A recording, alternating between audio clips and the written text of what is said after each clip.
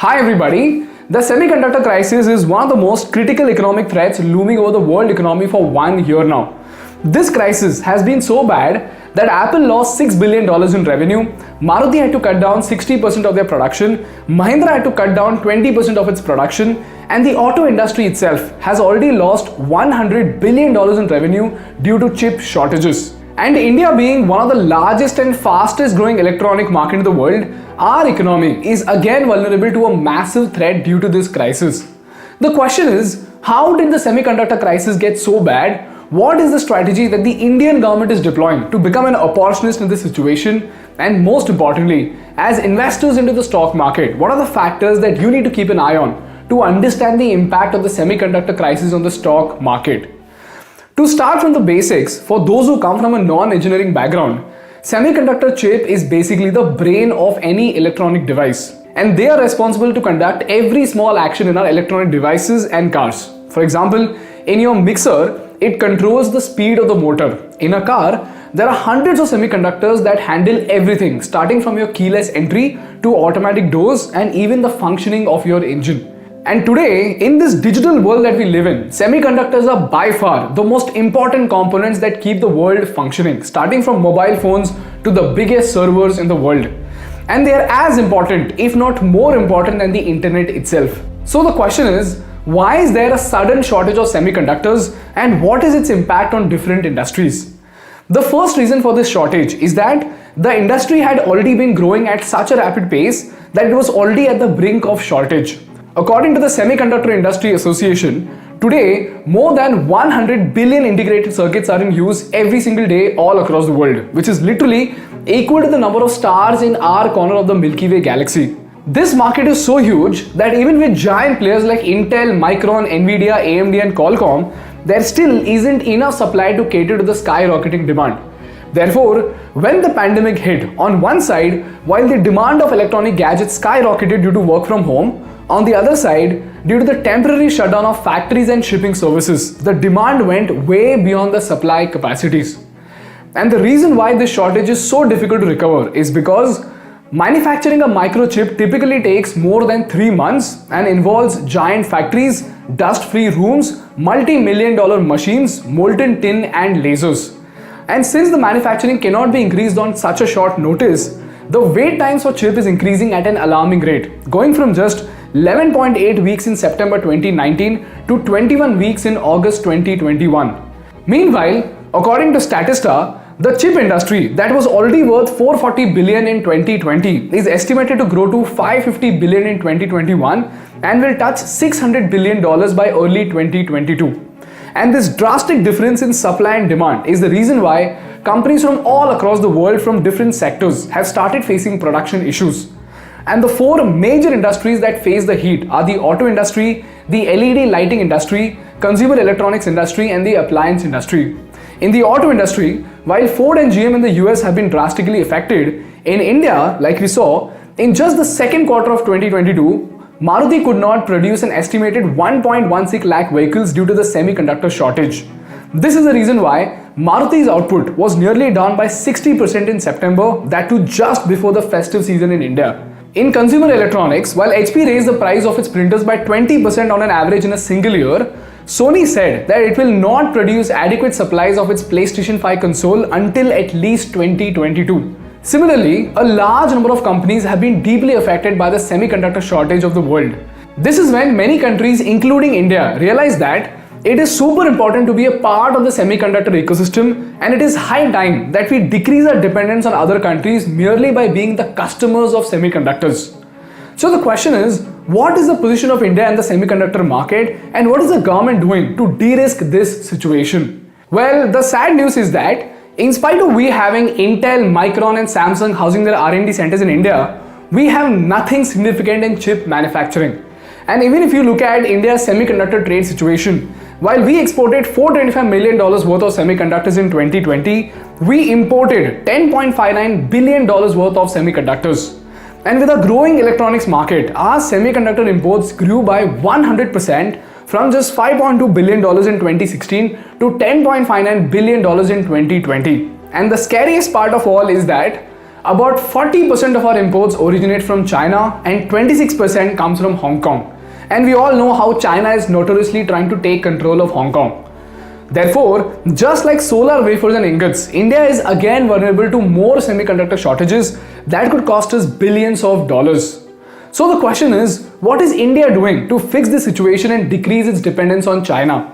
The answer to this lies in something called the Quad Summit, which was a leaders' conference held by President Biden on 24th of September 2021. And the agenda was to discuss how to tackle the several economic challenges of respective countries, and one of them was the semiconductor shortage of the world.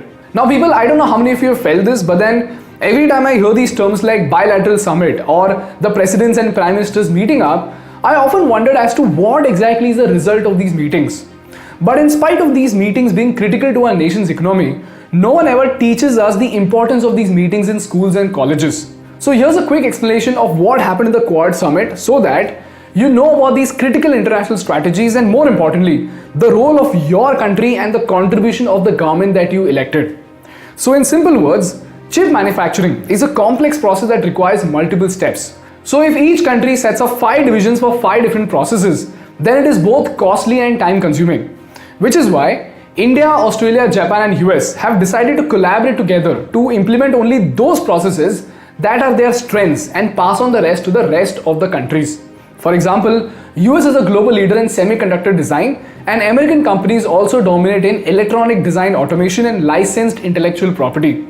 Japanese companies enjoy a dominant position in semiconductor materials and chemicals that are used for manufacturing chips. And Japan is also a market leader in silicon wafers and substrates on which the ICs get made. Similarly, Australia occupies an important place in the broader electronic supply chain as it has access to the critical materials and advanced mining capabilities. And lastly, the semiconductor design requires a large number of skilled engineers and laborers, and this is where India comes in. So in the Quad Summit, Australia, US, Japan and India have joined hands to build a robust semiconductor supply chain based on their strengths to eliminate their dependence on China, Taiwan and Hong Kong. And this is where India's 76,000 crore production-linked incentive program comes in, wherein the central government of India plans to establish 20 semiconductor units in the country over the next 2 years. The question is, how does this work out?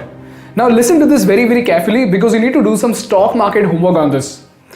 To tackle the semiconductor shortage and de-risk India from China, the government has lined up an attractive incentive support for companies engaged in silicon semiconductor fabs, display fabs, compound semiconductors, silicon photonics, sensors fabs, semiconductor packaging and semiconductor design. And like we saw in the Solar Wars case study, because of PLI, land, semiconductor grade water, power, logistics and research ecosystem will be provided to these companies at a subsidized rates to set up 2 greenfield semiconductor fabs and 2 display fabs in the country. Apart from this, we have the design linked incentive scheme and the India Semiconductor Mission. I'll give you the links to these scheme details in the description, so read through them and find out the public listed companies that will benefit from these incentives because you might find some hidden stock market gems there. So long story short, all these new schemes announced by the government are expected to contribute to the $1 trillion digital economy by 2025-26. It has a production target close to $128 billion over the next 20 years, and exports are expected to touch $68.97 billion over the next 20 years. And if this happens, along with the successful execution of the Quad Summit agreements, India will definitely go on to become a hub of semiconductors, and more importantly, we will be less dependent on China for the same. This is how India plans to go from being an importer of semiconductors to a major exporter of semiconductor in the global market. And this brings me to the most important part of the episode, and that is, as investors in the stock market and more importantly, as citizens of India, what are the factors that you need to keep an eye on to understand the trajectory of the semiconductor market of India, and what are the best sources to help you understand it deeper? Meanwhile, if you're keen on investing into specific Indian companies that are now standing up against the Chinese industries, you must definitely check out the China Plus One strategy Small Case.